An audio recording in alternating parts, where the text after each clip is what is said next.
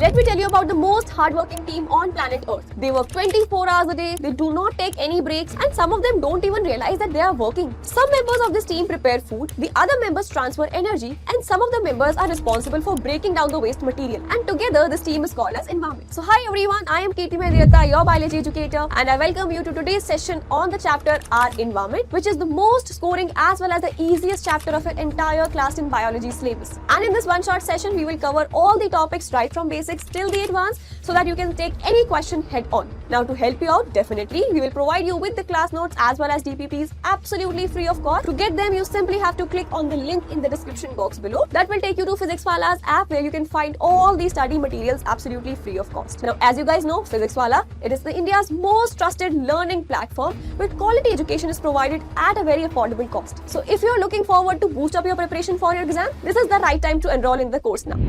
Now here is the QR code for our PW Foundation English WhatsApp channel.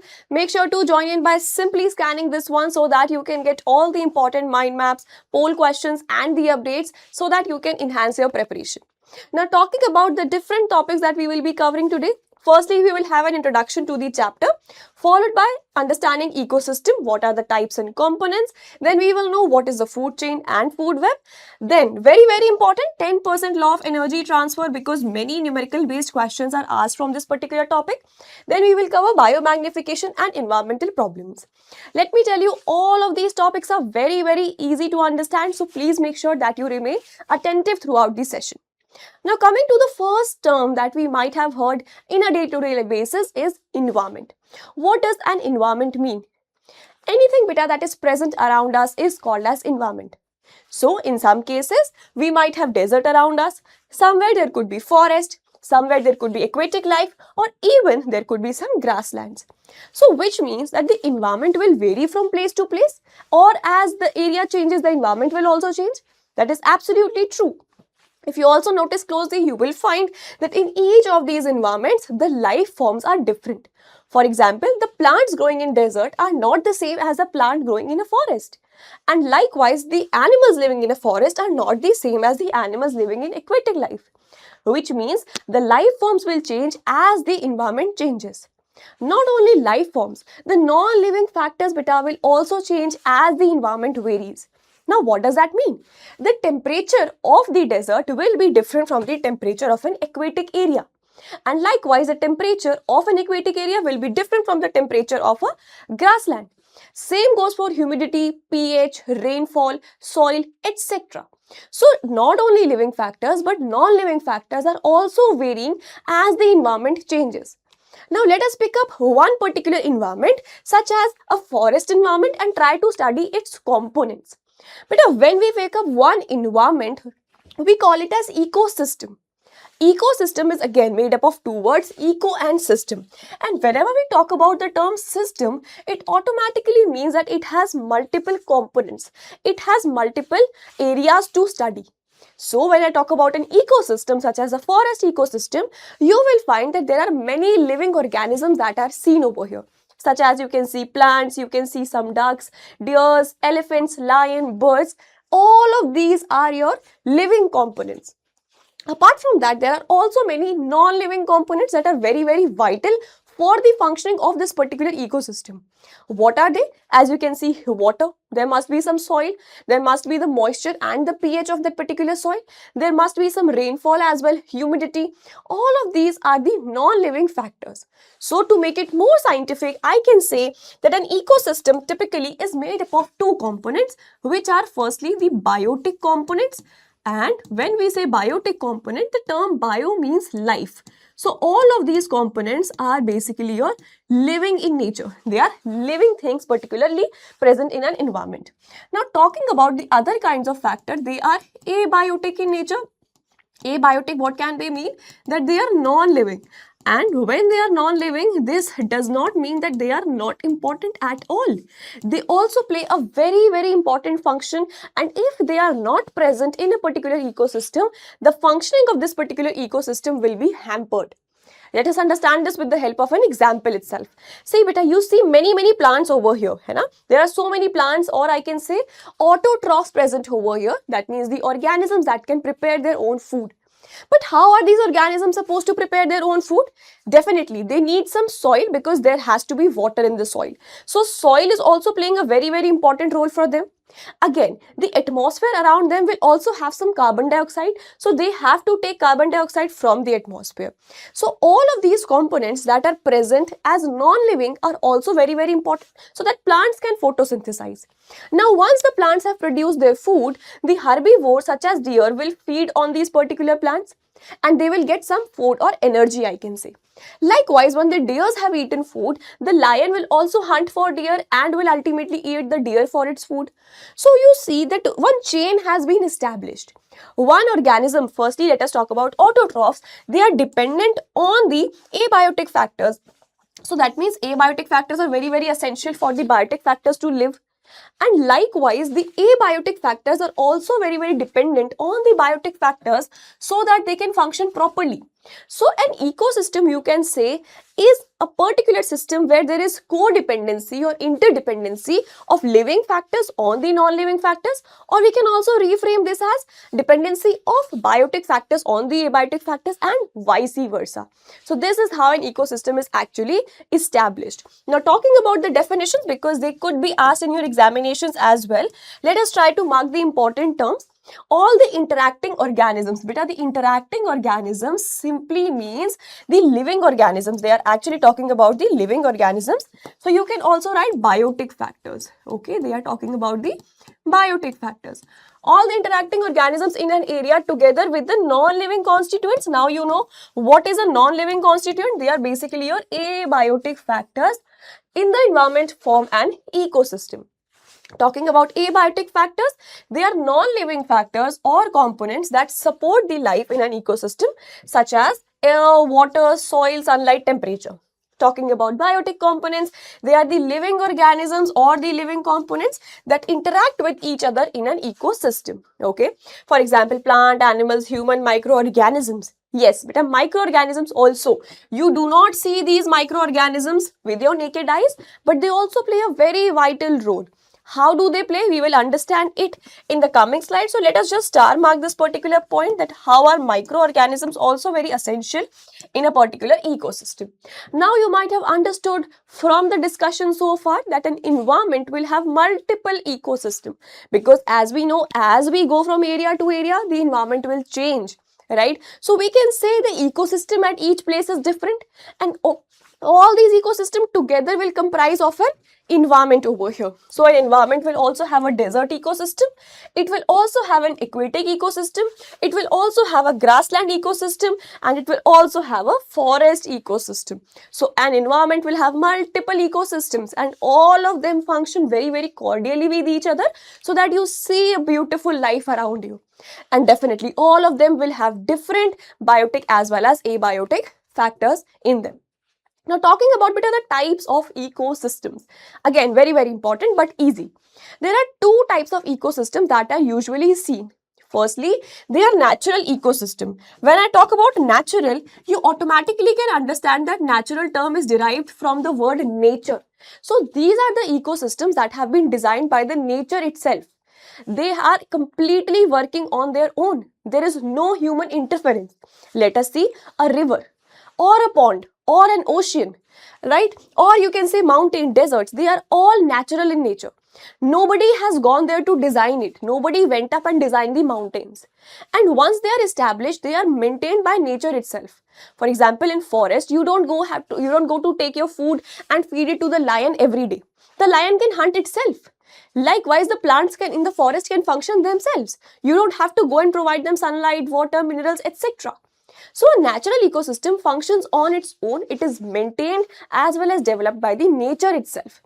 On the other hand, we have artificial ecosystem, also called as man-made ecosystem. Now from the term man-made, it is clear that it is made by man themselves. Now if man has made something, obviously man has to take care of it also. like your aquariums, like your zoos, they are all developed by man. So in an aquarium, when you put up fishes, you also have to change the water at regular intervals of time. You also have to feed them food. You also have to clean them. So you have maintained an ecosystem, now you're taking care of it. Nature will not play a role over here. Nature will not come and think that, okay, now the aquarium is functioning properly, let us leave it as it is. No.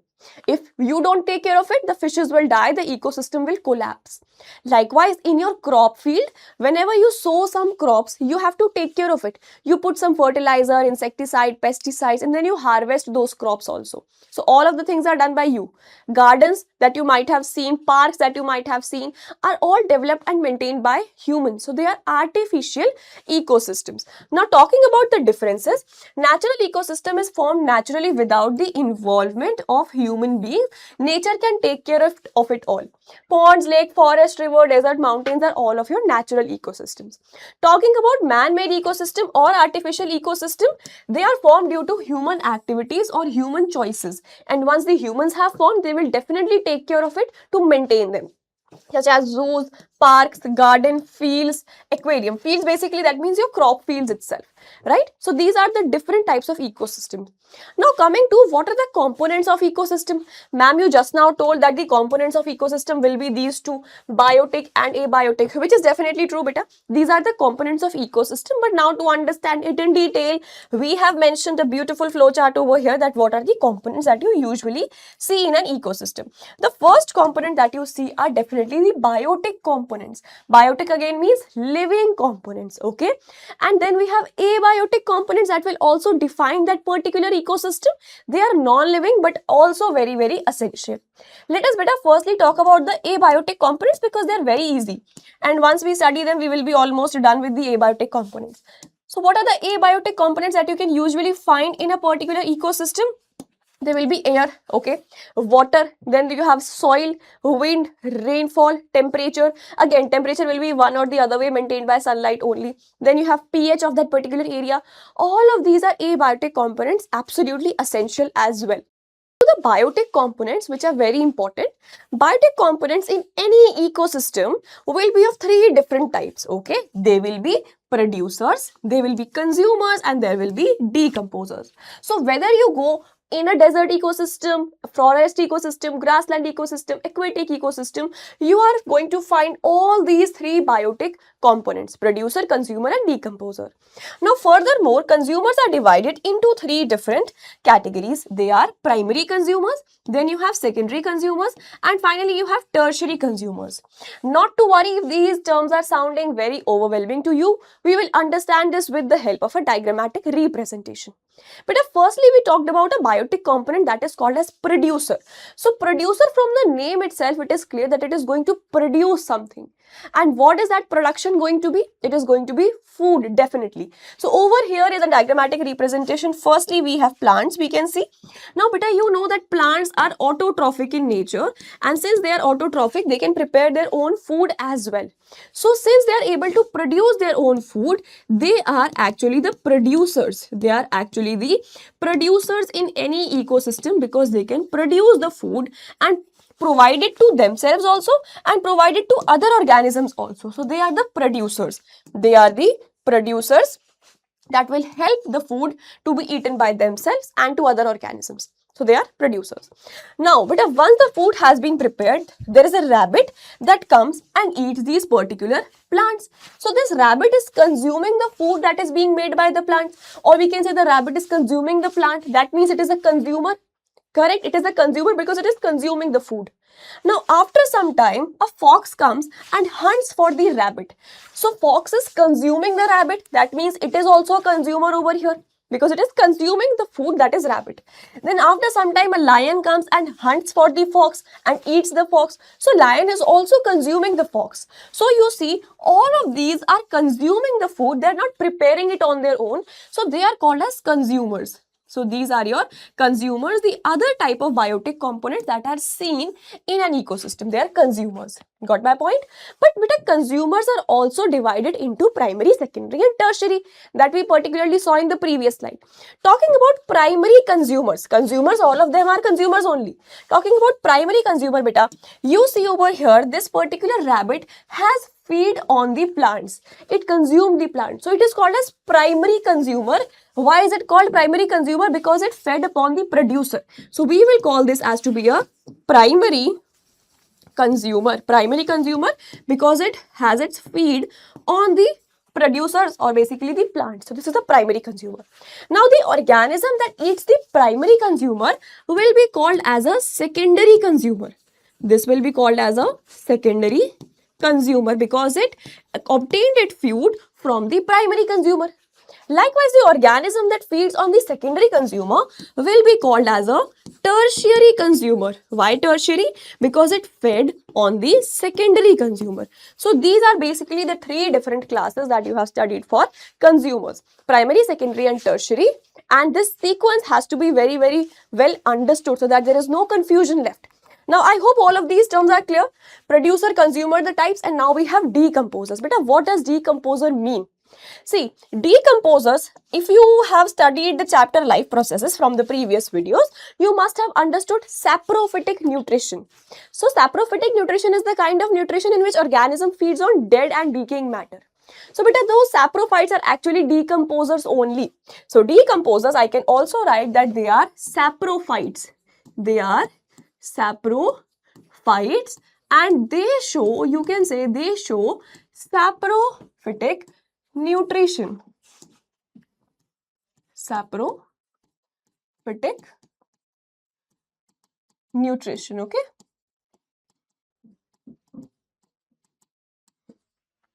So now decomposers and saprophytes, you can say they basically feed on dead and decaying matter. Now to very easily you can simply remember this by a help of a small trick, that D for decomposers and D for dead and decaying matter. So these are the organisms that will feed on the dead and decaying matter. Everybody likes to have very tasty food except for decomposers. They think that we can only obtain nutrition from dead and decaying matter. So they basically survive on the very bare minimum itself. Now beta, what do the decomposers and the saprophytes do? They simply feed on a dead organism. So this is a particularly dead organism present in the soil of an ecosystem. The decomposers come and feed on this. Now you might think decomposers might not have anything useful, but remember this organism also has its bones, muscles, body fluids, etc. So they are very, very enriched in nutrients. So when the decomposers feed on this particular dead matter, they are going to release something. If they break down the bones, beta, bones will once break down, they will release calcium as well as phosphorus and they will deposit in the soil. Likewise, when the decomposers break the proteins, they will release nitrogen as well as sulfur. They will also release carbon dioxide from their body, which will enter into the air, or I can say the atmosphere. They will also release some amount of water. Now these can go into the soil and enrich the soil fertility, because you know soil also has to contain many minerals. So they will all be added into the soil, and this will increase the fertility or the mineral availability of the soil. This water will also enter into the soil. So again, they are going to enhance the soil as well. Got my point? So decomposers, in a way, they are adding nutrients back to the soil. Now once these nutrients have entered into the soil, they can be used by the growing plants, and once they are used by the growing plants, the plants will grow even better and they will be able to provide even better food to the herbivores, or I can say the primary consumers. So you see, all the organisms will now get a better quality of food. Right? So this is how decomposers play a very important role by simply feeding on the dead and decaying matter on the bare minimum, but still they are very, very important for the ecosystem. Now simply think of this. There is a grass consumed by a grasshopper. Now the frog consumed the grasshopper, and once the frog died, beta, again decomposers will see and they will find very yummy food from this frog. Now once they feed on this particular frog, they are again going to release water. into the soil, carbon dioxide into the atmosphere, then they will release calcium, phosphorus, nitrogen, sulfur. It will also release some amount of iron, so all sodium as well. So all of this will now has entered into the soil, and once they are entering into the soil, they can be again consumed by your plants, and once they are taken by the plants, plants will grow better, they will supply better food to the next consumer. So this is how the importance of decomposers is being studied in an ecosystem. So till now we might be thinking, ma'am, producers are the most important organisms because they are producing the food. But no, producers are not the most important. The most important ones are the decomposers. Because think of it, beta, if decomposers are absent from a particular ecosystem, the number of dead organisms will increase. Now, once they increase, the dead number will increase. Where is going to be the soil fertility? Who is going to add the nutrients into the soil? If they will not add nutrients into the soil, the plants will never achieve those nutrients, so the plants will not even grow better. So, the most important players in the ecosystem are your decomposers. They might look very, very gross to some of you that they are feeding on dead matter, but they're extremely important. Now let us try to read all of those things that we have studied so far. Talking about firstly the producers, or we can say the autotrophs, they make their own food by the process of photosynthesis. Example, green plants, algae. We have studied algae, that is blue-green algae, which is also called as cyanobacteria. Remember this, could be asked in one marker question. What is the algae that is autotrophic? Blue-green algae, or we can say cyanobacteria. Now coming to phytoplankton, beta. Phytoplanktons are basically very small microscopic plants that live on the surface of water. So they are basically aquatic in nature, and they're also producers, but they are not producers of the land. They are producers of the aquatic ecosystem. Okay. Now coming to consumers, often called as heterotrophs, because definitely they are dependent on some other organism for their particularly food or energy requirements. Types of consumers, you have primary consumers, they will simply eat producers. Secondary consumers will now feed on the primary consumer. Tertiary consumer will feed on the secondary consumer, and in some cases there could be a quaternary consumer as well. And if there is a quaternary consumer, beta, it is going to feed on your tertiary consumer. So I'm going to write it that there could also be a quaternary consumer, and if there is a quaternary consumer in an ecosystem, it is going to feed on the tertiary consumers. Okay, this is how the whole system has been designed. Now coming to decomposers, they feed on dead and decaying matter. Okay, dead and decaying matter pe they feed on, and they break down complex organic substances into simple inorganic substances. Very, very important, because several times questions have been formed from this particular statement, and students get confused that what do the decomposers do? They feed on dead and decaying matter, that is one thing. But beta, the decaying matter, the dead matter is very complex in nature. It is very complex in nature. The muscle that is containing the minerals, bones containing the minerals, blood containing the minerals, all of them are very, very complex. So decomposer feed on those complex materials, and complex materials are beta organic in nature. They are organic in nature. Complex materials are organic in nature. So they feed on them and they convert into simple materials which are inorganic in nature. Very, very important. Please mark this. Complex materials are organic and simple materials are inorganic, and decomposers do this very beautiful job of converting them. Okay. Now examples are yeast, earthworm, fungi. They are all in a way your decomposers. Importance of decomposers could be asked in 2 marks once again. They return nutrients to the soil. Once the soil is rich in nutrients, they will be used by the plants and the plants will grow better.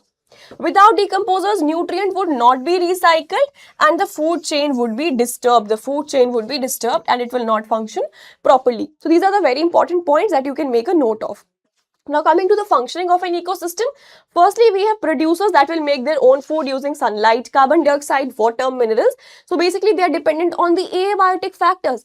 Now you understood that how ecosystem, though it has living components, but the living components are also dependent on the non-living components. Got my point? Consumers get energy by eating plants or other animals, so energy moves from one organism to the other. Decomposer, basically when plants and animals die, they will feed on them and they will release many important minerals, carbon dioxide, water, and all in all they are going to increase the soil fertility, add carbon dioxide into the environment, and it will also add water in the soil. Now coming to questions, we do not clean natural ponds or lakes, whereas an aquarium or swimming pool needs to be cleaned regularly. Please mark this with a star once again, because again asked in exams many times. But let us understand this firstly. They are talking about natural ponds or lakes. When they are talking about natural ponds or lake, they have already given you the hint that it is natural in nature. That means it is made by nature. It will be taken care by the nature. So humans have to don't put any intervention in them. They can easily maintain themselves. You don't go to the ocean or pond to supply food, to clean it, to take care of the aquatic life over there. All of them are taken care by the nature itself. So since they are natural ecosystems, they will have good amount of producers also, consumers also, and decomposers also. Okay, got my point? All the biotic components are very well there, and abiotic are also very well present over there. But talking about swimming pools or aquariums, aquarium, for example, if you set up in your home, you put the water, you put the fishes, you provide them food, you clean that up also regularly. The reason is, beta, when you set up an aquarium lack decomposers. You have provided them with the food, that is good. You have certain organisms that are living over there, that is good. But what about decomposers? They are not present. So once beta decomposers are not present, imagine that a fish dies or a fish releases the body waste. Who is going to feed on them? Because there are no decomposers, the waste will get accumulated in the aquarium. If the waste get accumulated in the aquarium, it will be toxic for the fishes.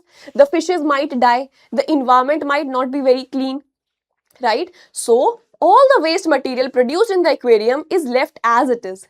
So if we want the aquarium to function successfully, if we want the fishes to live, we need to clean it up. Because there are no decomposers, so we will take away all the waste, we will take away all the dead material so that the fishes can survive very, very nicely. That is why, since it is a man-made ecosystem, humans have to interfere since there are no decomposers. Okay, natural ponds and lakes are self-sustaining ecosystem, which means that they are natural in nature. They have plants, animal decomposers are also present over there, which will clean the water naturally and recycle the waste products.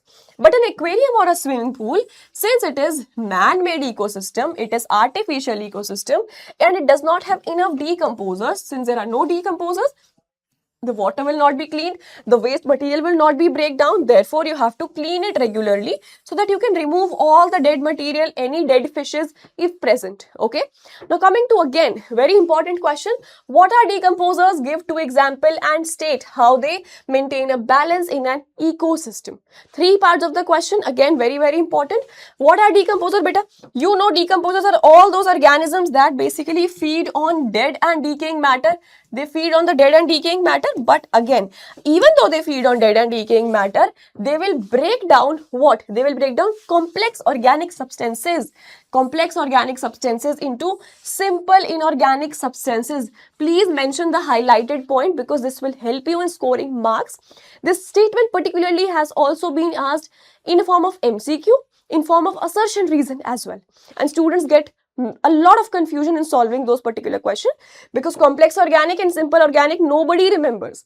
But now you are watching this lecture, please make sure to note it with the star mark. Okay, give two example. You can write yeast, you can also write fungi. They are basically your decomposer. So I'll just write, if it is not mentioned over here, I think it is written over here, like bacteria and fungi. Yeast is also a kind of decomposer. Now what is the importance? We just now studied that they help in maintaining the amount of nutrients in the soil, and once the soil is nutrient rich, they will be reused by the plants itself. And if the nutrient recycling stops, the food chain will stop, the food chain will not function properly. Now coming to the next topic, that is food chain. But a food chain, as you understand, food and chain, two terms. Okay, so it is a chain of food. It is a chain of food. That means what organism will consume what particular food is a food chain. Got my point? So understand this with the help of a very beautiful diagrammatic representation once again. See, over here are some, I can say, bushes over here, grasses over here that will be consumed by a deer. Okay, so deer got its food from the particular producers. Now the lion hunts for the deer and lion ate the deer as well. So over here you see one organism is becoming the food for the other organism. That is a food chain. Kaun kise khayega is a food chain. Which organism becomes food for the next one is a food chain. Okay, another example, if you see over here, there is a particular grass and this grass is being consumed by a grasshopper. So grasshopper fed on the grass. Okay, now this grasshopper also became the food for the frog. Once the frog got the food, the snake also ate the frog. Then again, an eagle ate the snake. So one organism is becoming the food for the other organism. Over here you see beta, it is an aquatic ecosystem. So there are some small fishes. They are feeding on certain small plants over here. These plants are beta called as phytoplanktons. This is what we were talking about. That phytoplanktons are the small plants that are basically present in an aquatic ecosystem. Now once the small fishes ate it, the small fishes were consumed by bigger fishes or larger fishes, and they got hunted by again an eagle or a bird. So this is how, one organism is feeding on other organism. This is a representation of a food chain. Let us try to label all these food chains. See, the first food chain that you see over here, because this can be asked in the exam. See, it has certain animals over here and it has certain bushes, it has grasses also. So this is particularly representing your forest ecosystem ka food chain. This is a food chain of a forest ecosystem because there are many wild animals present over here. This is a forest ecosystem. Coming to this particular food chain, beta, this is the food chain of a grassland ecosystem because many smaller organisms are present over here. It is starting from a grass as well. Although there could be some grasses in forest also, that is not a differentiating factor. But mostly if you see the vegetation and the life forms over here, they are very simple in nature. They are not as wild.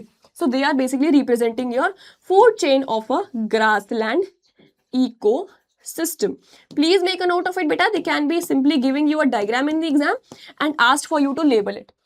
Coming to the third type of a food chain, this is seen in aquatic life. So obviously it is the food chain of an aquatic ecosystem. This is the food chain of an aquatic ecosystem. Now to help you out with remembering certain things, I have simply written a beautiful trick. Kaun kise khayega? Hashtag KKK. This is going to represent your food chain. This will help you in representing, or I can say understanding. Once you get confused what is a food chain, remember kaun kise khayega, because one organism feeding on the other represents a food chain. Okay, now see, the same definition has been written in English also because obviously you can't write the same thing in Hindi in your exams. Series of organisms. Series, beta, series, what does it mean? One after the other. When you watch a series, you mean that there are a lineup of episodes, hai na? So series of organism where one organism eats other organism and becomes a food for the next organism. This is your food chain. But also, did you notice, beta, food chain is linear. It is linear in nature, hai na? So one organism eats the other, becomes a food for the next. This has eaten this, becomes a food for the snake. The snake will become food for the eagle. So this is how your food chain is going in a linear direction. You do not see that this, snake, once it has eaten the frog, it will again go and eat the grasshopper. This doesn't happen. Okay, it is linearly in nature. It is going in one particular direction. Now talking about trophic levels, beta, it is representing a position in the food chain. It represents a position of an organism in the food chain. Simply think that you might have seen in your class also, when you get the results, the teacher might write down your ranks on the board, hai na? So there are some students who get the first rank, second rank, third rank, fourth rank. So first ranker has the position of that particular rank in a class. Second ranker has a particular position. Third ranker has a particular position in that particular class. Did you get my point? So all those top 5 or top 10 rankers have acquired a particular position in your classroom. Likewise, in a food chain also, organisms have occupied a particular position in a food chain. That position is actually called as trophic level. Not to worry, understand this with the help of a diagrammatic representation once again. So here is the grass which is consumed by a rabbit. Then fox ate the rabbit and lion ate the fox. So this is a simple food chain that you see over here. Okay, let us try to label them also. This is the grass. This is a rabbit. Then you have a fox which became the food source for a lion. If you also want to mention the producers as well as the primary, secondary, tertiary consumers, you can write that beta grass is actually a producers because it is going to produce the food. Then rabbit is a primary consumer because it consumed the food produced by the plants or the producers. Fox fed on the primary consumer, so it is secondary consumer. Lion fed on the secondary consumer, so it is a tertiary consumer. So this is how basically we represents the producer as well as the consumers in a particular food chain. Now beta, what is the position of the grass in this particular food chain? What is the position of this grass in the food chain? You see, grass is at the first position. Grass is at the first position. So I will say that the trophic level of the grass is 1. So grass is on trophic level 1. Okay. We simply write trophic level as TL also. Or you can also write simply T. So we can write T1 also. Okay, TL1 or T1 is basically one and the same thing over here. Okay, so grass is at the first position, it got T1 status. Now rabbit is at the second position. Rabbit is at the second position of the food chain. So we are going to label that rabbit is at T2. The trophic level of rabbit is T2. Fox is at the third position. So we are going to write beta that the trophic level of fox is T3. Lion is at the fourth position, so we are going to write that lion is having the trophic level of 4, or we can say T4. So this is how you have to go for the representation of trophic levels. Simply the position of an organism in the food chain is representing its trophic level. Okay, so simply writing it by T2, we can understand that a rabbit is at trophic level 2. That is all. That is how it's simple it is. This can again be asked. They can give you a food chain and they can ask what is the trophic level of lion in this particular food chain. We will also solve questions like this ahead, but please remember that they are not simply for memorizing, they can be asked in exams as well. For example, let us solve this an example over here also. It is a small example situation just to help you better. Okay, so you see beta over here is a ecosystem which has a food chain of grassland. Okay, so this is a grassland ecosystem ka food chain. Grass was being consumed by the grasshopper. Grass was being consumed by the grasshopper. Grasshopper was being consumed by the frog. Frog was being consumed by the snake. Snake was being consumed by the eagle. So this is simply a representation. Now you can again mention primary consumer, secondary consumer, tertiary consumer. Let us do it together only. Please make sure to pause the video and label it for yourself. This is the grass beta. You see this is the producer over here. This is the producer over here. Then this grass was consumed by a grasshopper. So this grasshopper is supposed to be a primary consumer. This was eaten by a frog. So it is going to be a secondary consumer. This was eaten by a snake. So it is going to be a tertiary consumer. This is being eaten by an eagle. So it is going to be a quaternary consumer. This is how representation takes place. Just for our simple understanding, I have written it in abbreviated form. Primary as 1 degree, secondary as 2 degree, tertiary as 3 degree, quaternary as 4 degree. But please mention you have to write the entire words. Don't do this. Simply write primary, secondary, tertiary and quaternary. Okay. This is how you have to represent if they ask you for the consumer and the producer levels. Now let us also mention the trophic levels over here. But the trophic levels, they can ask you in a question, what is the trophic level of snake in this particular food chain? So think of the snake. Grass is at 1, grasshopper is at 2, frog is at trophic level 3, snake is at trophic level 4. So you are going to write the trophic level of snake is T4. Okay, the trophic level of snake is T4. They can also ask you which particular organism is present at trophic level 5. So you are going to write eagle because eagle is present at trophic level 5. So T5 pe you have eagle. Okay. This is how you can be asked both ways. They can either ask you the trophic level. They can also ask you that which particular organism is present at T1, T2, T3, so on and so forth. Okay, so grass is again you have at T1 trophic level, grasshopper is at T2 trophic level, then frog is at T3 trophic level, T4 pe you have snake and T5 pe you have eagle. So please make a note of it. Again, very simple question. You can secure complete marks from here and there is no mark that you have to lose from this particular topic because they are very low hanging fruits. Like I have told you, they can be easy to help you in compensating for the marks that you lose in other chapters. Okay. Now, trophic level definition is mentioned over here. The position that an organism occupies, in a food chain is its trophic level. Each link in the food chain represents the trophic level. So, one is being linked to the other. So, one trophic level represents the link between the other two trophic levels over here. Now, let us come to some questions. In the food chain given below, select the most efficient food chain in terms of energy. But a food chain is going to be the most efficient if the trophic levels are very, very less. Okay. As the trophic level increases, the efficiency of the food chain will decrease. Okay, we will understand how, but for the time being, you need to remember that if more the number of trophic levels are there, the energy is very, very low.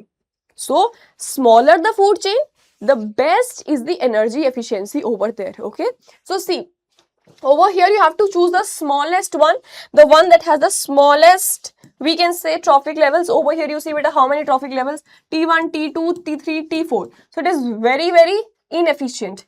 T1, T2, T3, again inefficient. T1, T2, the least amount of trophic levels, so it is going to be the most energy rich or most energy efficient. Again over here, T1, T2, T3, T4. No, more the number of trophic levels, less is the energy that is present at the higher trophic level. So the least one will be the most efficient. Okay. Coming to question number 4. There is a food chain that is given to you. Plants are being consumed by the deer and the deer is being consumed by the lion. In the given food chain, what will be the impact of removing the organism of the second trophic level on the first and third? Very nice question. Please let us mark this as a star. Okay, it's slightly conceptual in nature and all of us will think together. So let us write the food chain beta once again. We have plants, then we have deer. Basically, deer consumes the plant, and then you have lion, and lion will consume the deer. Now it is given impact of removing the organism of second trophic level. Let us label trophic levels also so that we can understand the question even better. So beta, plants are present at the first position, so we are going to call them trophic level 1. Deer is at second position, trophic level 2. Lion is at third position, so trophic level 3. Now the question is says if you remove the organisms of second trophic level. So let us assume that now we have removed the organism of second trophic levels. Beta, we have removed the deer from here. Now what will happen on the first and third? What will be the impact on first and the impact on third? See, beta, lion was consuming its food from deer because lion used to eat deer. Now once the deer is absent from this particular food chain, the lion will not get the food. So don't you think since lion will not get the food, the number of lions will also decrease? The number of lions will decrease because they don't have the food. When they don't get the food, they will also die sometime or the other. So the number of lions will decrease. The number of organisms at T3 trophic level will decrease. Okay. Now it is also asking on first trophic level beta. Since deer was eating plants, but deer is not present, deer has been removed. So plants, it has to be eaten by somebody, and since deer is not there, so plants will keep on growing. They will keep on growing. Deer is not present, so they are not going to eat the plants also. So the population of the plants will increase. The population of the organisms at the T1 trophic level will suddenly increase. Okay. So this is what we have to write also, that the organisms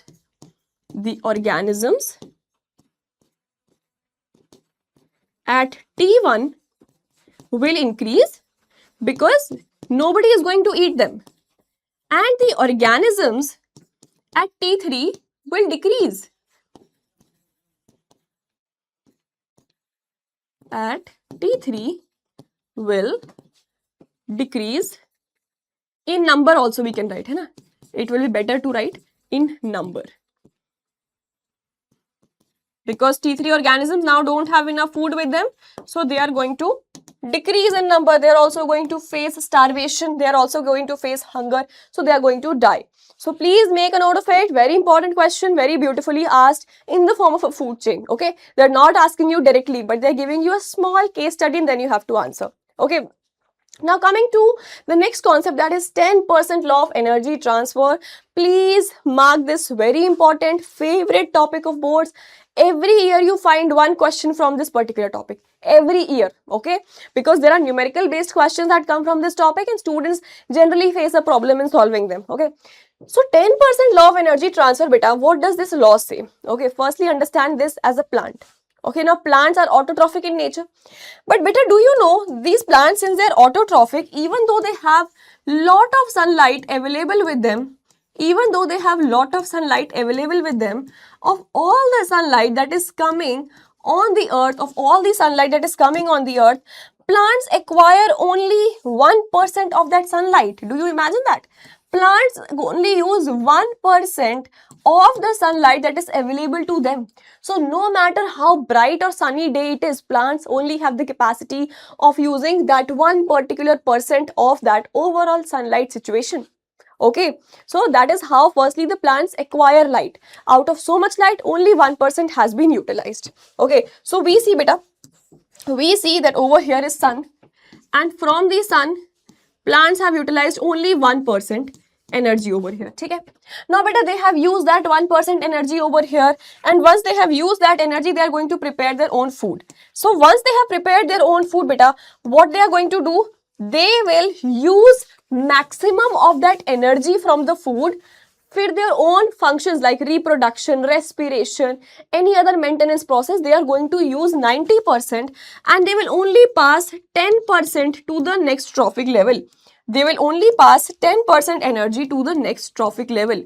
So once the rabbit eats the grass, it is going to get 10% energy from the grass. If you think that a rabbit when eats the grass, it will take all the energy from the grass, no. It is only going to take 10% energy from the grass. Likewise, when this fox eat the rabbit, the fox will not get the entire energy. The fox will only get 10% energy from the rabbit. Okay, so the fox will only get 10% energy from the rabbit. Got my point? And likewise, when the lion eats the fox, it will also get only 10% energy from the fox. So do you understand that once an organism prepares its own food, it eats its own food, it is only going to pass the 10% of that energy to the next trophic level or to the next organism. It is not going to pass all the energy. Okay, because some of the energy, or I can say most of the energy, 90% of the energy is kept with the organism itself to prepare its own food. Okay, let us try to understand this with the help of a numerical. Okay, small question let us try to do. Okay, so that you can understand better. See, let us assume that over here the plants have 10,000 joules of energy. The plant has 10,000 joules of energy. Now what will happen beta? It is only going to pass 10% to the rabbit. So how will you calculate the 10% of this particular 10,000? See, once you have to calculate percentage, I am going to also help you to calculate. See, firstly mention the amount to be x. And then what is the overall amount of energy you have? You have 10,000. Since you are going to calculate the percentage, multiply it by 100. And you know that it will be transferred in the form of 10%. So just write 10 over here. Okay? Now cancel all of these things. What can be cancelled? You can cut 2 zeros from over here. Okay? So what are you going to get now? You're going to get x is equals to, when this 100 goes over here, you will get 1000. So 1000 of this, that means 1000%, that means 1000 joules of the energy will be transferred to the next trophic level. So the rabbit beta, it will get 1000 joules of energy.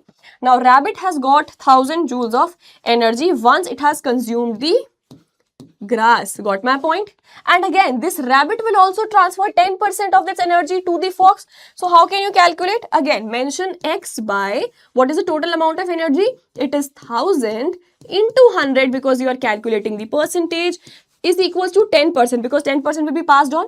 So now cancel it out, and what you are going to achieve is over here, x will be equals to beta 100 joules. So the rabbit will only transfer 100 joules of energy to the fox. So the fox got 100 joules of energy.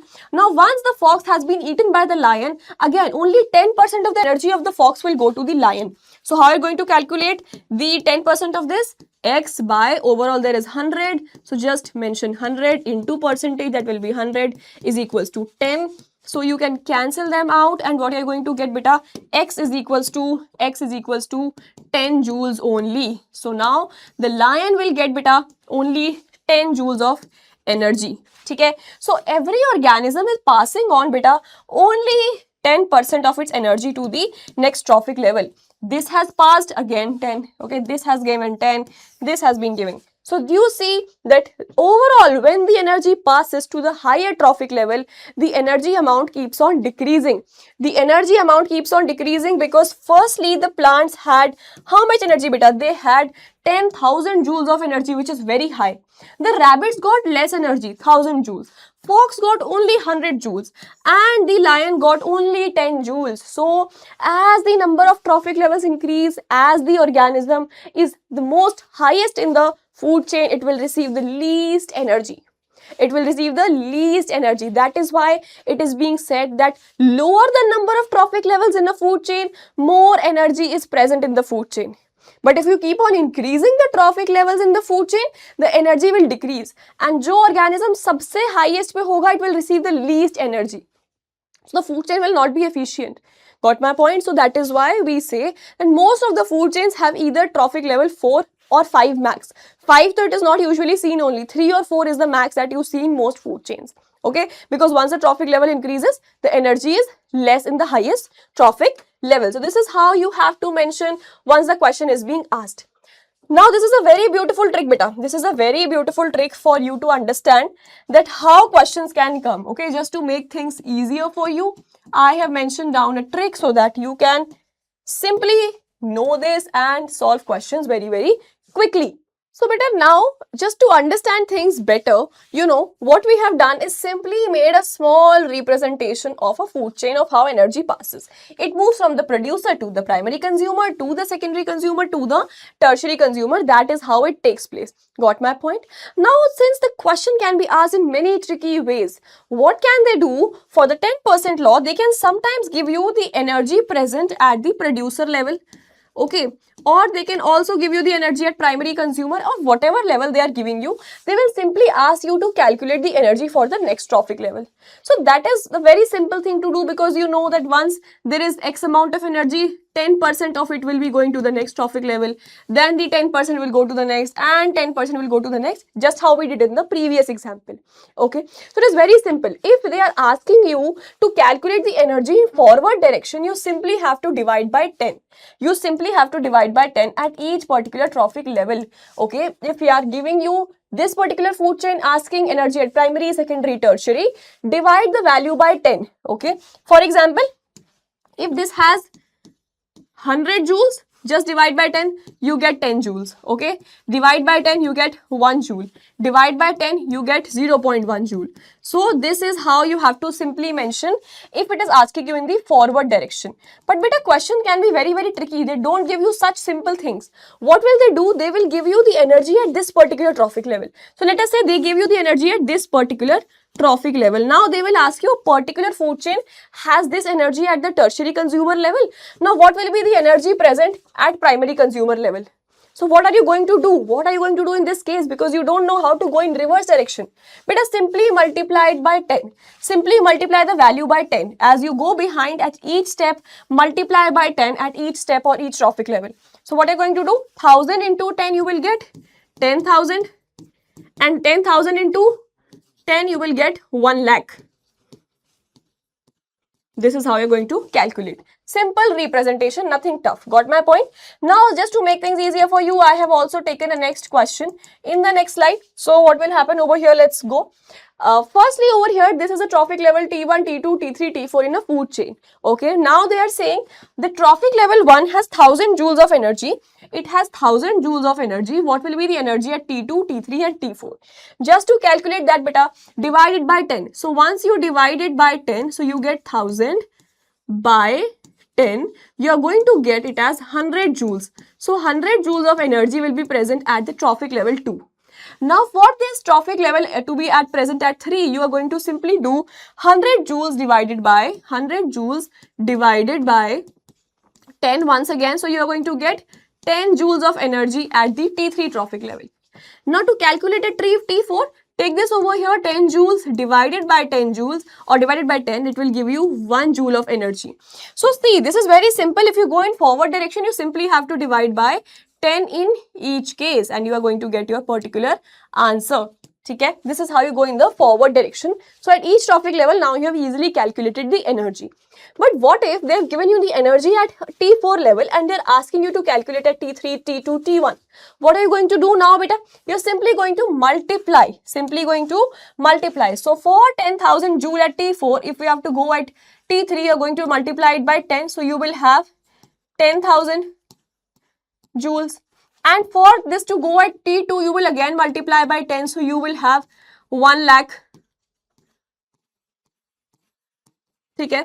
And for this to go at T1, you will again multiply it by 10. So you will get 10 lakhs.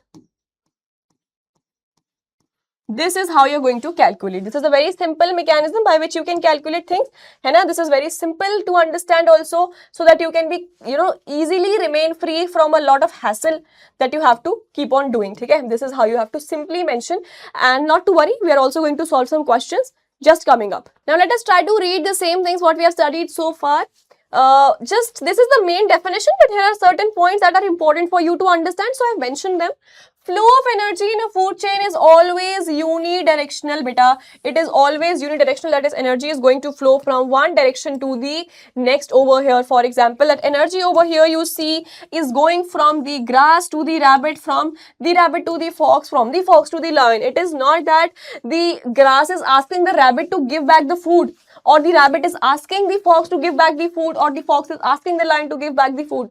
No, it doesn't happen. So the energy flow is always in unidirection, that is in one particular direction, and that is forward direction. Okay, so that is what the particular statement meant over here.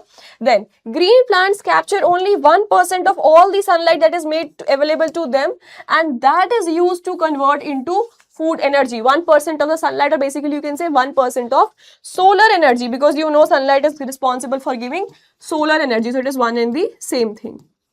Now coming to the definition of 10% law of energy transfer, they can be asking you this with the numerical as well.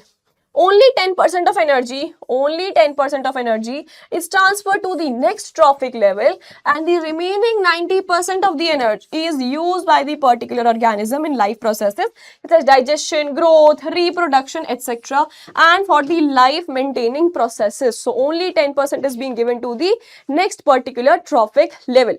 Coming to the next topic, that is food web, beta. You understood food chain over there, a chain of food where one organism is feeding on the other, and it's becoming the food for the next organism. But in case of food web, beta, the web over here represent a network, or a jal in Hindi as we say, है ना? So when we talk about food web, it is simply an interconnection. It is an interconnection of multiple food chains. It is an interconnection of multiple food chains. For example, if you talk about a forest or any area, beta, the organisms who are living in the wild do not have a choice to eat what their food is. For example, you say, I want to eat pizza, I want to eat momos, I want to eat chow mein. Because you have the availability of that food, you are not surviving just in case of hunger, right? But the organisms living in the wild do not have such great meal options. So they have to eat whatever is available to them. So they are not very picky. That the rabbit over here says, I'm going to eat only this particular plant. Rabbit can eat as many plants, whatever kind of plants available to it. Okay, because it is concerned about the survival, not only for food fulfilling purposes, it has to look for its survival also. See that this particular rabbit, goat and rat all are feeding on a plant. So this plant, you can say, is becoming a food source to many different organisms. Likewise, this rabbit, goat and rat, beta, they can feed on multiple other plants. They are not simply going to feed on this particular plant. Okay, so again, talking about this rabbit, beta, once this rabbit has taken the food, some other organism will also consume rabbit. Like you see a cat over here. This cat can eat rabbit, but it is not that it is only going to eat rabbit. This cat can also eat a rat. Whatever is available, it can take it for its food. Likewise, beta, this lion can also eat a cat, this can also eat a fox, or this lion can also eat a goat.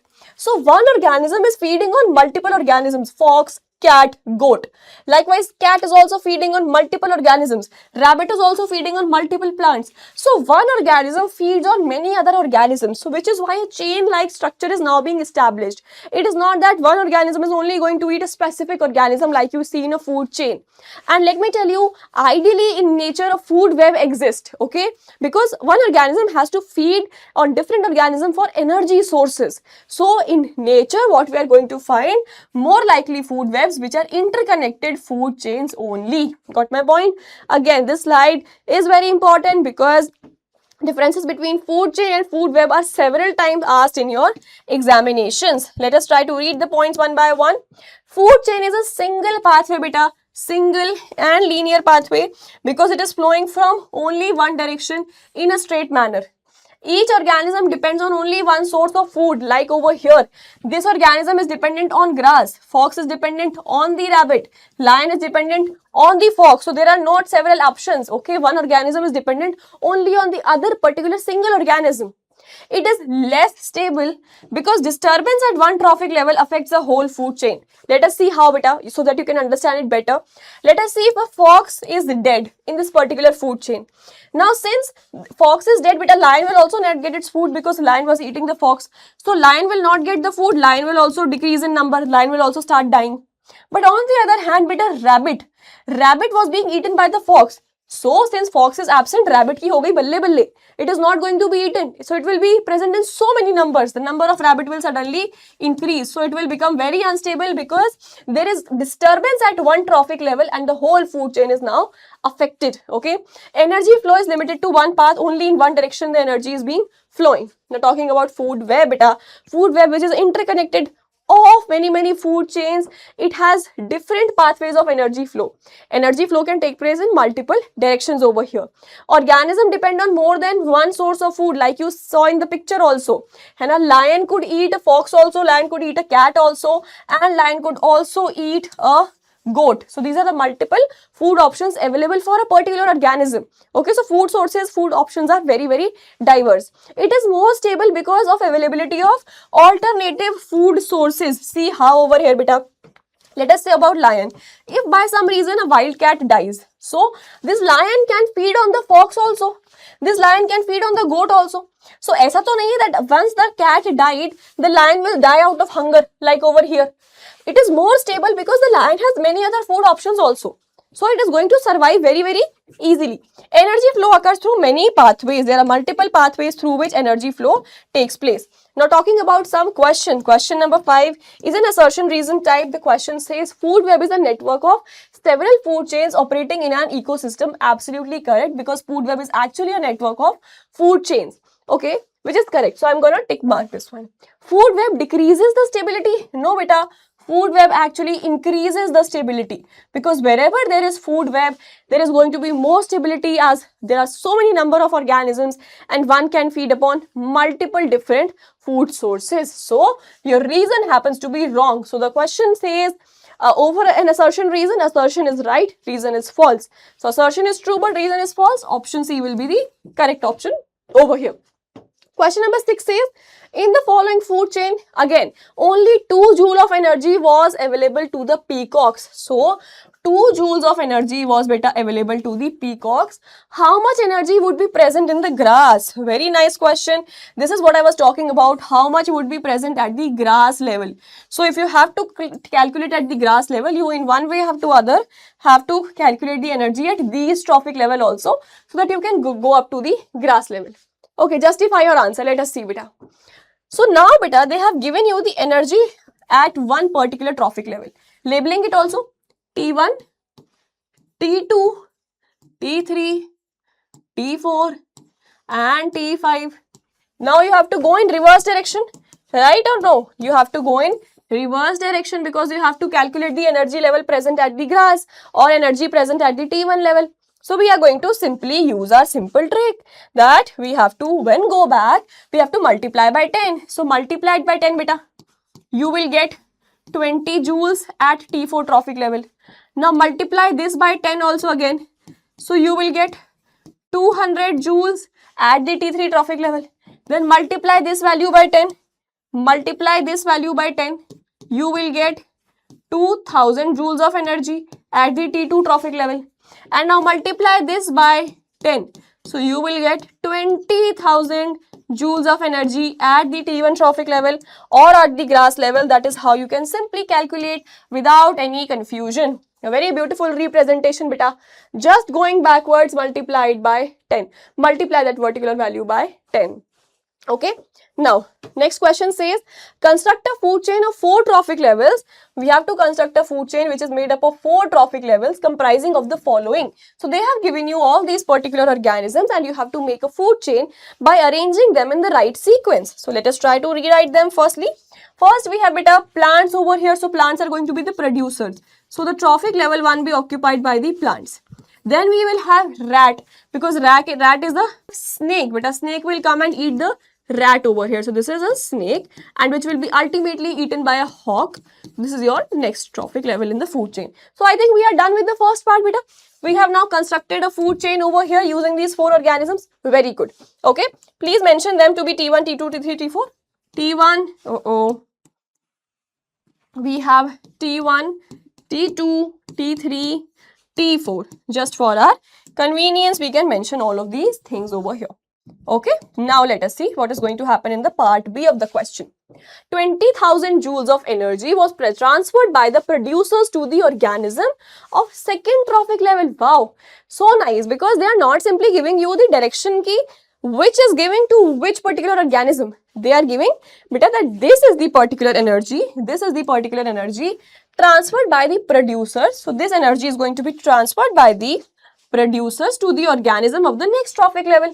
What is the next trophic level? Rat. So plants sent beta 20,000 joules of energy to the rat, which means rats have 20,000 joules of energy. They could have also said that rats or the organism at T2 trophic level has 20,000. But no, they will try to confuse you. Okay, but we have still figured out. Calculate the amount of energy that will be transferred by the organism of the third trophic level to the organism of the fourth trophic level. Wow, very nice. So it is saying what is the amount of energy that will be transferred by the T3 to the T4, or we can say beta the energy that will be transferred by the snake to the hawk. So now how are we going to calculate beta? How are we going to calculate? We are going to firstly take it by the 10% law. So now once you know by the trick that this rat or at T2 it will give 10% to the T3 organism. So it is going to be simply divided by 10. So it will have 2000 joules of energy at the T3 trophic level. Beta, now this is going to transfer how much energy? This is the energy at the snake level, and it is only going to transfer 10% energy to the hawk. So it is only going to give furthermore 10%, which will be 200 joules of energy will be given to the hawk. That is how it is being done. It is being done by simply dividing it by 10. Okay, beta. So, jitni energy is now available by the hawk is actually 200 joule that is given by the snake, because the snake had this much, out of which only 10% will be given, out of which only 10% will be given to the next trophic level, that is going to be 200 joules of energy. Got my point? Now coming to the next topic, that is called as biomagnification. Firstly, let us try to understand the name of the topic by breaking down it into simpler words. It is beta made up of 2 words, that is called as bio and magnification. And by now you know that bio means living, or anything that is concerned with life is called as bio. Magnification means that something is increasing or something is getting bigger, right? So that is called as biomagnification. But now if you try to read it collectively, it means that increase in living forms, that something is increasing in living organisms. But what exactly is increasing? It is actually, students, harmful chemicals. Okay, now they are increasing in life forms, but how? Do living forms also contain chemicals inside of them?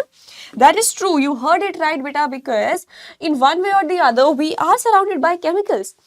Think of the fruits and the vegetables that you eat. They are growing in crops, they are growing in the fields, right? Now they are actually spread with lots of insecticides and pesticides, which are eventually chemicals. And these chemicals, since they cannot be broken down any further, they enter into the plants. Now animals eat those plants, humans eat animals as well as plants. So it is getting inside our bodies as well. That is called as biomagnification, that once the chemical has entered in a food chain, it is going to increase in its amount. Try to understand this with the help of a diagram. This actually represents a food chain of an aquatic ecosystem. Okay. Think about it, that there is an industry which has discarded its industrial wastewater inside this ecosystem, okay, and that wastewater had high levels of mercury. Now this mercury beta beyond a certain level could be harmful in all the living organisms, but they without any thought simply discarded that water inside this aquatic ecosystem. Now what will happen? Once this mercury has entered into the water body, it will first collect inside the water. Okay, so firstly it will be present inside the water over here. Now in this water definitely there are some phytoplankton, some algae, they are growing, right? So once the algae is growing in the water, the mercury will also enter the body of the algae, okay, and it will increase in the amount. Now, when small insects feed on the algae, the amount of mercury will even increase more in these insects. Now, once these small insects were consumed by large insects, the amount of mercury will increase even further in these insects.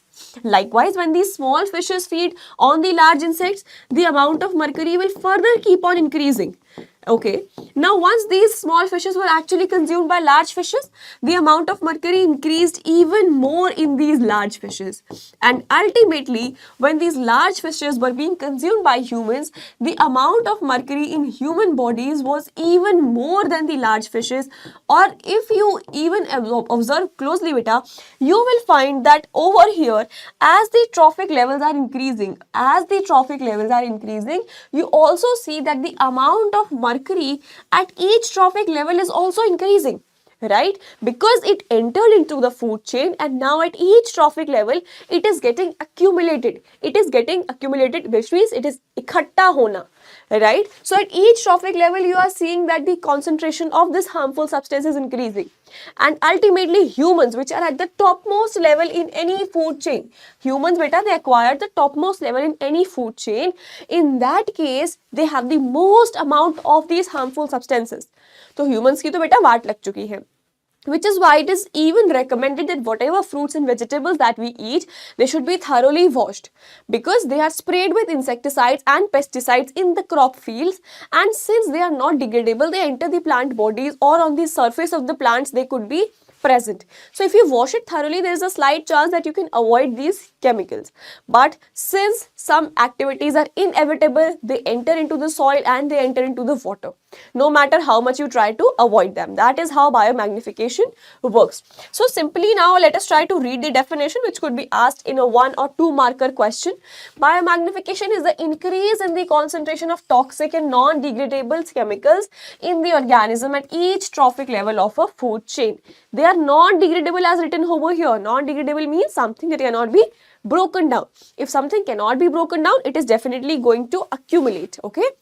Now, this is the mechanism that has been mentioned inside a box, because if it is asked how does biomagnification take place, you should know the steps that are actually happening. Toxic chemical enter into the soil, definitely by insecticides, pesticides, and water bodies, definitely by either the runoff of the crop fields or simply by any discard from the chemical industries. Now, plants and aquatic plants absorb these chemicals, and animals definitely feed on the plants, and humans will actually consume animals. So, these chemicals, since they are non-degradable, they do not break down and increase at each trophic level, and since humans are at the top of the food chain, so the maximum amount actually collects inside humans, and that is why biomagnification you see is actually taking place. Please remember the last point. It is often asked in questions that why do humans have the most amount of harmful chemicals, or it could be also asked that which particular organism has the most amount of chemicals in a food chain if biomagnification is taking place. Now let us solve a question. Question 8 says that there are some harmful chemicals which get accumulated in human bodies through the food chain, and how? Name the phenomena. So phenomena, now you know beta, it is called as biomagnification that we just now studied, where at each trophic level the amount or the concentration of toxic substances keep on increasing. Okay. Now explain or state the reason for the maximum concentration of these chemicals found in our bodies. Exactly that I was talking about. This particular point has conveyed this same statement itself, that since humans are at the topmost level in a food chain, they have the maximum amount of the chemicals. Please mark this as important. This is the answer to your next question. Like this particular second part of the question will have the same statement as the answer. Coming to the next topic, that is environmental problems. Very, very basic. All that you see around you is being covered in this topic. But please remember beta, environmental problems as you see on the board, there are of two types. Firstly, ozone layer and its depletion, and secondly, managing the garbage we produce. They are definitely very important, but they are not the only environmental problems. There are so many problems that we as living forms face on earth, and not only us. effects are such that the coming generations also might have to suffer because of our activities. So at all times we need to take care of the planet Earth, because as you can see now the weather changes as well. If you talk about, there are extreme ends, there are either extreme summers or extreme winters. So when the summers approach, you know there is extreme heat. And why is that happening? Global warming ki wajah se. So these problems definitely are essential, but so many other activities that are taking place in our day-to-day life is also impacting the environment. So we should be as citizens very cautious and responsible about the way we treat our mother earth, and as well as how we take care of the environment. Got my point? Now firstly, talking about the first problem, that is ozone layer and its depletion. But before I explain you what is ozone layer, I would like to explain what are actually the layers of atmosphere, so that you can understand what is ozone. But firstly, do you see, this is Earth where all the life forms exist. This is the planet Earth which supports all the living forms, okay? And outside the Earth, over here you see there are different layers of the atmosphere. Outside the Earth, there are different layers of the atmosphere that include troposphere, stratosphere, mesosphere, thermosphere and exosphere. Now talking about stratosphere, there is this particular layer that is found in the stratosphere which is called as the ozone layer. This layer, beta, it is termed as the ozone layer. Okay, that is why the name of the topic says ozone layer and its depletion. Please be mindful that ozone is actually represented by O3. This is the chemical formula of ozone. Now what happens, students, actually is that sunlight, as you know, is very essential for all the life forms on the earth. It is extremely essential to support all the necessary functions, and definitely it reaches also the earth by all these layers, and then it ultimately reaches earth. So all the life forms can utilize this sunlight. But you will be surprised to know that this sunlight also contains a very harmful radiation that is called as the ultraviolet radiation. So the sunlight, beta, when it tries to reach earth, it also contains a very harmful radiation that is called as ultraviolet radiation. Please mention it down. It could be asked in the exam. What is ultraviolet radiation? The particular radiation of the sunlight which is harmful to the life form. Okay. So ultraviolet radiation, also abbreviated as UV radiation, U and V. Okay. So UV radiation, beta.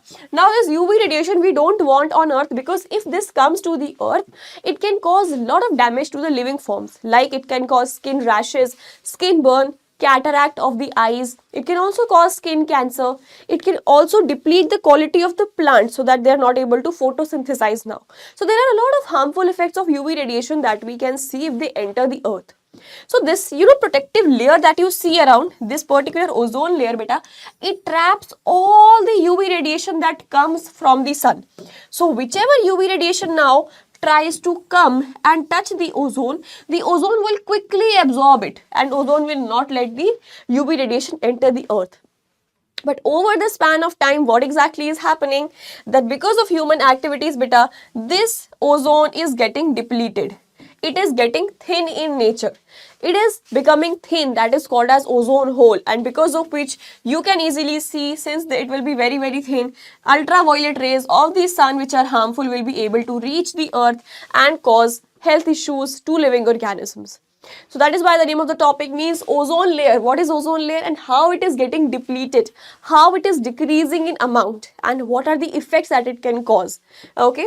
Now talking about ozone layer, it is definitely a protective layer or a protective blanket that you can see that is present around earth. Okay. It is made up of 3 oxygen atoms, O3 it is represented, and where it is found? It is found in the stratosphere. It protects us from the harmful UV rays of the sun, okay, which are harmful. Okay, so it absorbs most of the harmful UV rays from the sun and protects the life living on the earth. But now, how does ozone formation takes place? How does ozone eventually form, beta? And how is it getting depleted? Also very two important topics. Let us try to cover them one by one. How is ozone formed, beta? Firstly, in the layers of the atmosphere outside the earth, oxygen gas, beta, it is broken down by the UV rays. Ultraviolet rays will break down this oxygen gas into 2 nascent oxygen atoms. So you get 2 oxygen atoms. Now this one particular oxygen atom will go and combine with the other oxygen molecule to form a particular structure that is called as O3 or ozone. This is called as ozone or O3. Got my point? This is actually a gas only in nature. So this is how the overall representation takes place. How is the ozone layer being formed in the upper layers of the atmosphere? Obviously, this is very, very vital for all the life forms on the earth so that they can be protected by the UV rays. But because of human activities, because of excessive use of chemicals, excessive use of automobiles, or even for the smallest distances, they are consuming a lot of petrols and diesel, and they have a substance called as chlorofluorocarbons. These chlorofluorocarbons beta not only are present in your automobiles but also in the fire extinguishers, okay, also in your refrigerators, also in your ACs, okay, all of them contain chlorofluorocarbons. Okay, now these chlorofluorocarbons, also abbreviated as CFCs, are the major cause for the depletion of the ozone layer. They are responsible for the thinning of the ozone layer.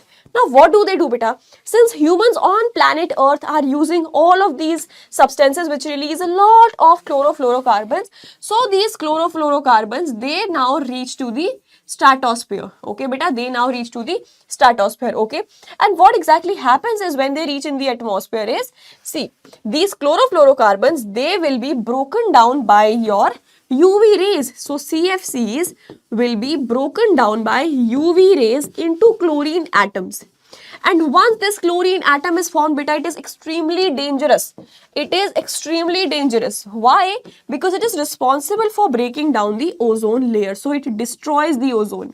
It destroys ozone. That is how it happens. Although the reaction for the ozone layer depletion is quite typical, but you don't need to know at this particular level. So this is the brief structure, that CFCs that are being produced on the earth enter into the atmosphere. Over there, they are broken down by the UV rays into chlorine atom, and chlorine actually destroys the ozone. So ozone is getting thin day by day, and if it is getting thin, but it can cause a lot of harm to the life on earth because UV rays will now enter. The same thing has been mentioned over here, that how does ozone form and how is it depleted. Please try to read this. UV rays from the sun will hit the oxygen molecules, which will break down into two nascent oxygen. Now oxygen has split into oxygen atoms. Oh, okay, as you can see over here. These oxygen will now combine with oxygen gas to form ozone. O plus O2 will form ozone molecule. How is it getting depleted? Because of the major chemical player that is called as CFCs or chlorofluorocarbons. How are they released into the environment? Definitely by ACs, refrigerators, sprays, and automobiles as well. Now CFCs will actually reach the stratosphere where UV rays will break and it will release into chlorine atoms. These chlorine are very, very harmful because it destroys the ozone molecules. And this lead to the thinning of the ozone layer, which is called as ozone layer depletion. So I hope you are clear with ozone layer and ozone layer depletion. Now, what is actually the chemical that is causing the depletion of ozone layer? That are the causes, and what are the effects once it is getting depleted? What are the harmful effects that we can see? Let us try to read, beta. The causes of the ozone layer depletion include, firstly, CFCs from refrigerator ACs. Then we have aerosol sprays, fire extinguishers, industrial chemicals. Chlorine and bromine release can also be responsible for the breakdown of your ozone layer. Got my point? Now talking about the harmful effects, since UV rays, they cannot be tolerated by humans as well. That is why, you must have seen that sunscreens nowadays are getting a lot of priority. Every ad that you see, every reel that you see must be talking about sunscreen, that you need to wear an SPF whenever you go out, because this SPF can absorb the UV rays. This SPF helps in fighting against the UV rays and thus can protect your skin from any skin rashes, skin burns, or skin cancer as well.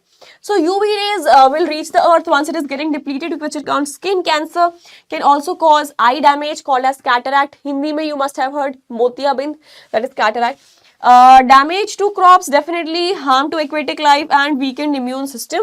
The immunity of the humans or the living organisms can also go down by a large extent. Now, since this ozone was getting depleted at a very, very alarming rate, such that if ozone was getting depleted, the life on the earth could be hampered. That is why in 1987 a protocol was signed beta between many countries, that is called as the Montreal Protocol. And as per the Montreal Protocol, it was decided by all these countries that we have to protect the ozone layer. And how will we protect? By being very cautious in the way we behave. We should stop using any particular thing that involves the release of chlorofluorocarbons. If we eliminate chlorofluorocarbons from our life, we will definitely be able to protect the ozone layer, because that is the main chemical that is causing the depletion of the ozone layer. So we should reduce automobiles, we should use bicycles or electric vehicles whenever necessary. We should limit the use of refrigerators, switch it off when not needed. ACs we should stop when not needed, right? So all of these activities which involves us being cautious, we should follow, so that we can phase out, we can eliminate, we can control and phase out the use of any substance that will include the release of chlorofluorocarbons and other ozone depleting substances. Okay, what will be the benefit? It will help in reducing ozone layer depletion, and now ozone layer is healing also beta. Slowly ozone layer is healing. The research studies have shown that ozone is now trying to recover itself back, so that it can help the life forms on earth flourish thoroughly. Got my point? Now, moving to the next type of environmental concern, that is managing the waste that we produce. Now, what is waste? What exactly do you mean by waste? I think you might have heard in our day-to-day life that kachra hai, waste hai. So, beta, waste is any kind of unwanted material. Any unwanted material that you don't need is a waste product. Okay, now talking about waste, beta, it can be classified into two categories, that includes biodegradable waste and non-biodegradable waste. Bio, beta, again means living. Degradable means something that can be broken down easily. Okay, that means it can be broken down by living organisms. How it can be broken down by living organisms? Some microbes will feed on these waste products so that they can be simply absorbed in the soil. For example, every day we produce a lot of kitchen waste. This kitchen waste might have vegetable peels, fruit peels, right? Any leftover food, and then you put it in the soil. After some time you see all this waste has now gone away. It has absorbed by the soil. How? Because so many microorganisms that are present in the soil, they will act upon those food waste, and once they act upon those food waste, beta, they are broken down. And if broken down, they will release nutrients. Even the fruit and vegetable peels also have nutrients. So this is ultimately going to increase the nutrient capability of the soil, and the soil will be very nutrient rich, so that it can be fertile and provide more growth to the plants. Okay, obviously for the time being, once you discard these kitchen waste in the environment, there is a sense of smell which is there for like a day or two, but then slowly it starts vanishing away because it is getting degraded. So it can be broken down by microorganisms which are obviously not recognizable by the naked eyes. They get decomposed into simple harmless substances and does not cause long-term pollution, obviously, because they are easily absorbed by the soil. They are recycled in the ecosystem. Example, food waste, paper, leaves, etc. They are all your biodegradable substances. But on the other hand, there are also non-biodegradable waste, beta. Non-biodegradable waste means any kind of waste which cannot be degraded by the living organisms. For example, if you throw a plastic away in the environment, or a packet of chips, the wrapper of the chips, if you discard it in the environment, beta, if you leave it today, it will be there hundreds of years from now as well, because they are not degraded by any kind of microbes, they are not getting decomposed by any kind of microbes, and they are not adding any nutritional value to the soil also. So any kind of plastic you see is basically a non-biodegradable substance. They cannot be broken down by microorganisms and remain in the environment for a long period of time, cause environmental pollution and accumulate in the food chain. If these chemicals, for example, insecticide, pesticides, all these beta are in a way chemical, they are not degraded by the environment. So there is a chance they can also enter into the food chain. For example, plastic, glass and pesticides. Oh, got my point? Please make a note of it, beta. Take a screenshot if you want to, because this question has been asked in the exam several times. Now, talking about problem caused by degradable waste, any waste that can be broken down, that also causes problem, but for very less duration of time, such as there could be bad smell and there could be diseases because a lot of mosquitoes, bacteria, flies could accumulate in that area.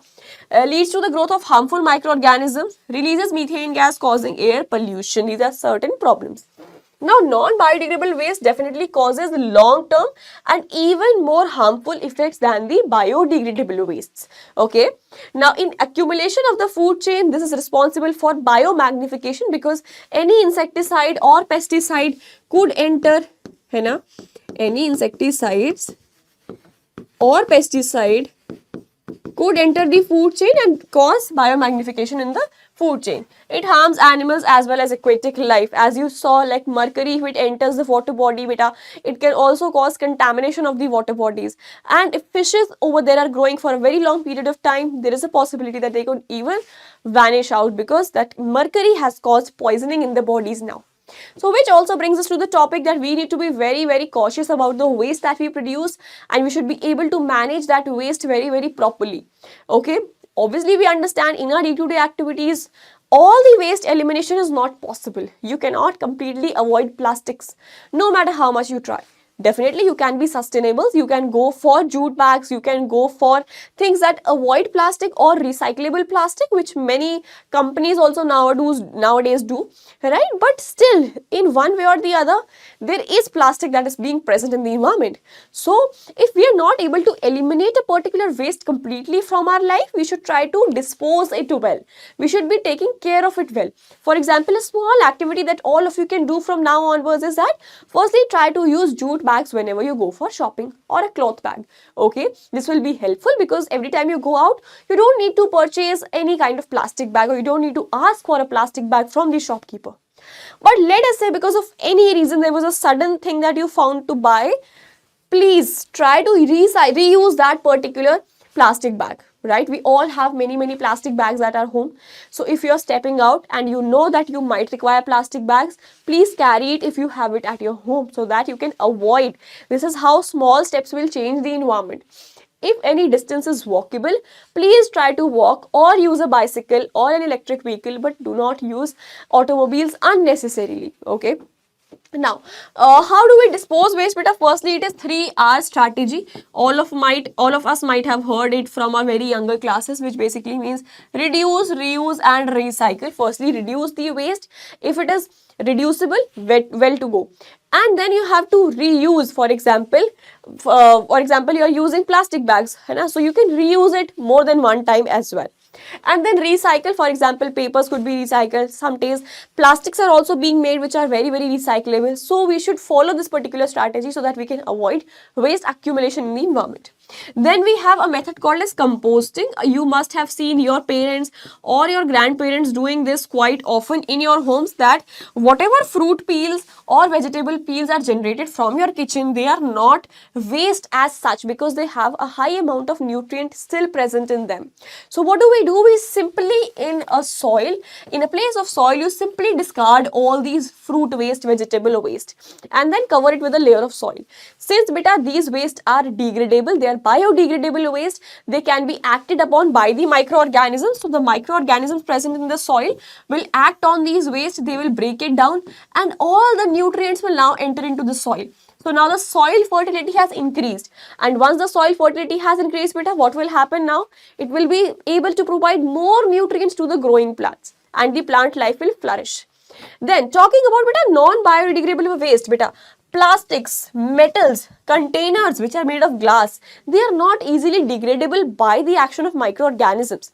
So for them we use another process that is called as landfill. Landfill, from the name itself, is clear that there is a piece of land that you are filling, and that is what exactly happens, that in this particular case all the non-biodegradable waste such as glass, plastic, metals, they are taken to a very far off environment from living beings. So you see there is no life form, there is no plants growing, there is no homes or societies nearby, and in this particular barren ground all these waste is being dumped, which is non-biodegradable. Then it is covered with the layer of soil so that all the harmful effects can be submerged. That is how it takes place in a landfill. Then the next mechanism that we have is actually uh, incineration. Just give me a second. Yes. The next process that we have is called as incineration. Now, why do we need incineration, ma'am? See, beta, out of the non-biodegradable waste, you also have a lot of hospital waste. So, in this particular landfill, you cannot put the hospital waste. Reason being, hospital might discard a lot of syringes, cotton pads, medicine, waste of the patients as well. And they contain lots of germs, viruses, bacteria. And if they are coming in touch with the environment, they can definitely either spread the disease or they can cause any kind of a disease outbreak, which we do not want. So we specifically remove the hospital waste and take it in large chambers where we discard all these hospital waste, medicinal waste, so that they are now heated at extremely high temperature. When you heat it at extremely high temperature, obviously the germs, the microorganism, bacteria will be dead. They will not be able to survive. And then the waste beta is converted in the form of an ash, as you can see, and it is released. And this ash, when it dries up, it can be used in the plants as well. Okay, that is how the mechanism takes place in case of incineration, so as to avoid any kind of disease outbreak in the human population or any living organism for that matter. Then the next process that we have, beta, it is called as sewage treatment. Okay, so what is sewage? First, let us try to understand, beta. Sewage is any kind of drains that you see, from the waste that is present in the drainage, the excreta of the living forms or the societies that is being present, from the humans, from the animals. So all that is basically considered as sewage. It's also present in the form of drains that you see in your localities, long pipes that contain all the sewage. So beta, all this sewage you cannot simply discard into the water bodies, Hena, because it will be toxic for the aquatic life living over there. So what is done is basically all this sewage is first taken to a sewage treatment plant, which you see has many large containers over here. This is a sewage treatment plant, and now from the name itself it is clear that this treatment plant will take care of the sewage. It is also abbreviated as STP. STP, sewage treatment plant. This sewage treatment plant, beta, all the excreta, the dung from different animals is now moving into these chambers, and out of which all the toxic product has been eliminated. Now the clean water that has been extracted, that clean water is basically sent to the rivers or the water bodies. So only the clean or the purified water which has some kind of nutritional value will be sent to the different water bodies now, okay, and all the waste that has been collected will be discarded separately. So this is how the waste disposal method actually work. Now talking about all of them, this has been mentioned so that you can know what to write in exams. Reduce, reuse, recycle minimizes waste by either reducing them, reusing them or recycling them. Okay, composting is basically conversion of biodegradable waste, beta. Be very particular. It is only biodegradable waste by the action of microorganism. Landfill basically includes the disposal of waste by burying it in low-lying areas or under soil layers. Incineration is burning of waste at high temperature. When you burn it at high temperature, it will decrease the volume and all the harmful chemicals or germs will be killed. Sewage treatment is the process of cleaning the wastewater to remove any harmful substances before releasing it. And this sewage treatment, beta, also to mention, not only includes the drainage water, it also includes all the water from the industries, because industries also use lots of chemicals, lots of harmful substances that you cannot discard directly into the water bodies. So they are first sent to the sewage treatment plant, where they are firstly very well treated with the help of different microbes, and then they are released into the environment. Okay, that is all for the session today. We have mostly covered all the topics, and now this was very easy, I know, but before we end, let us try to solve certain questions. Now question number 9, beta, it says that assertion says the waste we generate daily may be biodegradable. Correct. It can be degraded by the microorganisms, and it cannot be, degraded by the microorganism, which means it is non-biodegradable. Because in a day-to-day life, beta, you might also eat a packet of chips and then discard the wrapper. It is non-biodegradable. But you at the same time might also eat a banana, which has its peel in the form of a degradable component. So this assertion statement is absolutely true. Now, reason says the waste generated, if not disposed of properly, may cause serious environmental problem. Which is correct, beta. If you don't discard the waste properly, it will cause many problems, whether it is biodegradable or non-biodegradable. Biodegradable will attract all these flies, insects, mosquitoes, and non-biodegradable will cause long-term effects on the environment. So, this statement is also true. But notice carefully, shall I choose both assertion, reason are correct and reason is the correct explanation of assertion? Just because you find both the statements correct doesn't mean I'm going to choose that reason is the correct explanation of assertion, beta. They are individually correct, but they are not interlinked. Okay, they are not interlinked. So I have to choose, beta, that assertion is also true, reason is also true, but reason is not the correct explanation of assertion. What has the problem of diseases related to the waste generated? This is not explaining the assertion. So over here we will choose both of them are correct, but reason is not the correct explanation. Next question. A gas X is found in the upper layer of atmosphere. It is a deadly poison but still essential for all the forms of life on earth. Nice question. Case based slightly. A gas X is found in the upper layer of atmosphere. It is a deadly poison but definitely essential for all the life forms on earth. Very, very important point. Okay. Now, what is the gas? What is a particular gas? But definitely supposed to be ozone gas. You see it is ozone gas, or you can also write in the bracket O3. State the main factor for its depletion. Why is it getting depleted, beta? It is getting depleted mainly by CFCs. Okay. Mainly by CFCs. Okay. But obviously there are other factors also, like all the aerosols, all these sprays, refrigerators, as well as your ACs, chlorine, bromine, all these factors are responsible, but the main causative agent is actually your CFCs. Now, what does the next question say? How is this gas formed in the upper atmosphere? But how is it formed? You know now oxygen will be broken down into two nascent oxygen atoms by the help of UV rays. Now this oxygen will now combine with other oxygen molecule to form ozone or O3 gas. This is how the formation takes place. Please try to explain it wherever it is necessary. And once you are done explaining, also mention the chemical formula in the bracket. Okay, wherever necessary, please mention the chemical formula in the bracket so that you know, the examiner knows that, okay, this particular student has studied well enough. Got my point? Okay, next question, question number 11. Some wastes are given below: garden waste, ballpoint pen refills, empty medicine bottles made of glass, peels of fruit and vegetables, old cotton shirt. The non-biodegradable. Beta, non-biodegradable, try to read this particular question carefully. All the ways that cannot be degraded by the action of microorganism. You have to choose the correct option. And I'm going to drop this question as a homework for all of you. This is a homework that you have to comment down below in the comment section, and I will read all of them and reply if you answer it correctly. You have to simply mention which of them are non-biodegradable from the options given below. Okay.